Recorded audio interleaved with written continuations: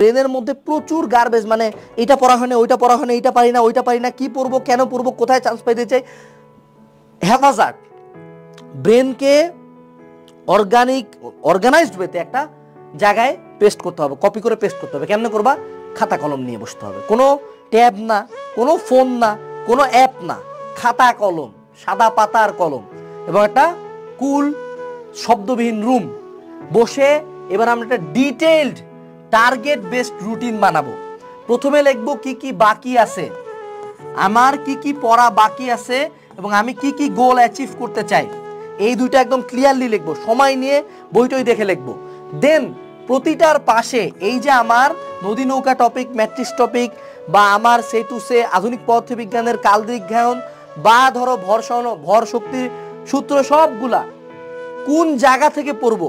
যে ধরো তুমি এখানের টপিক ওয়াইজ ক্লাস থেকে করবা, বা ধরো তুমি প্রি অ্যাডমিশন ক্লাস থেকে করবা, ধরো তুমি একাডেমিক ক্লাস থেকে করবা, ওরকম একটা জায়গা থেকে সোর্সটা লিখবা এবং কত তারিখের মধ্যে শেষ করবা সেই ডেটটা লিখবা।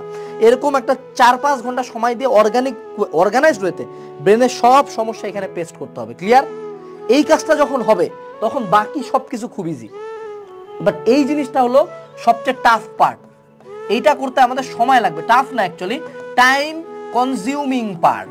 ওকে, এখন আসো, very very important, analyse the root cause.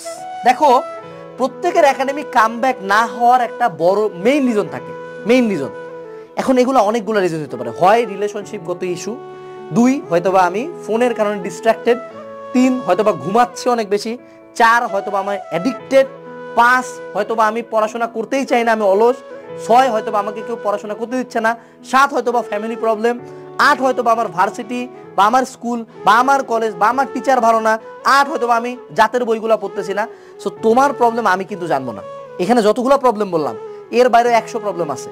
তো তোমার যে মূল রিজন, ধরো তুমি অ্যাডিক্টেড, অ্যাডিকশনের কারণে পড়া হইতেছে না, এই মোমেন্টে তুমি যাই করো, অ্যাডিকশন বাদ দিয়ে যতই পড়া হবে না।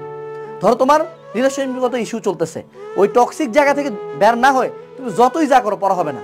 ধরো তুমি একদম খারাপ টিচারের কাছে পড়ো, একটা বিশাল লম্বা 14 ঘন্টার কোর্সে পড়ো, যেখানে প্রতি চ্যাপ্টারে তোমাকে আমি 14 ঘন্টার করে ক্লাস দিই বা 45 ঘন্টার ক্লাস দিই।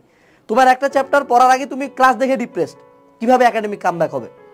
তো তখন নিজেকে রুট কজটা বের করতে হবে, আমার আসলে প্রবলেমটা কোথায় হচ্ছে, দেন ওটা সলভ করতে হবে। সেইখানে আমাদের থার্ড যে জিনিসটা লিখতে হবে সেটা হলো আমার প্রবলেমস, আমি কি কি প্রবলেম সলভ করতে চাই, দেন রুট কজগুলো আগে ডিলিট করতে হবে লাইফে ধীরে ধীরে। এরপরে আসো ডিক্লাটারিং। যখন একাডেমিক কামব্যাক করতে যাব তখন কিন্তু আমার ব্রেন, এবার প্রথমে আমি প্রবলেমগুলো লিখছি, গোল লিখছি, কি করব তা লিখছি, এবার আমার লাইফ থেকে শীট সরাইতে হবে। আমাদের প্রত্যেকের লাইফে অনেক বেশি শীট, মানে এত পরিমাণে গার্বেজ। এটা যদি টয়লেট হইতো, এমন একটা টয়লেট যেটা 10 বছর ধরে ফ্লাশ করা হয় না, এই পরিমাণে শীট আছে আমাদের ব্রেনে এবং লাইফে।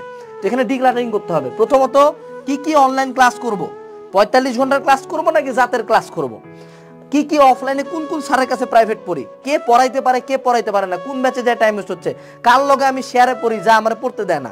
তারপরে পার্সোনাল লাইফ, যে বাসার সমস্যা, গার্লফ্রেন্ডের সমস্যা, ফোনের সমস্যা, ফোন ডিস্ট্রাকশন, এই ঝামেলা ওই ঝামেলা, সব সমস্যা গোছাইতে হবে আগে।